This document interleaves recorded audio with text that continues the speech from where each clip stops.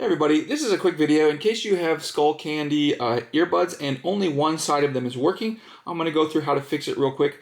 Basically what we need to do is to re-sync your earbuds. So the first thing that you want to do is you just want to place both of them in the charge case and make sure that the LED on each one turns red. And then once they're both red, then pull it out and try to see if it's working. Now you might have already tried that and that's why you're here.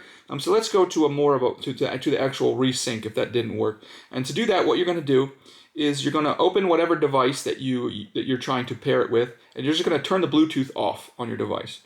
Once you've done that, you can remove your earbuds from the charge case and make sure that they're both on.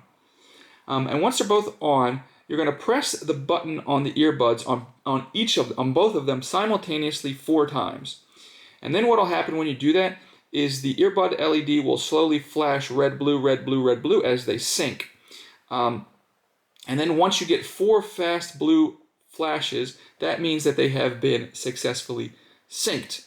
Once you do that, then you can go back to your device, turn Bluetooth back on, and pick your paired and repair with the thing.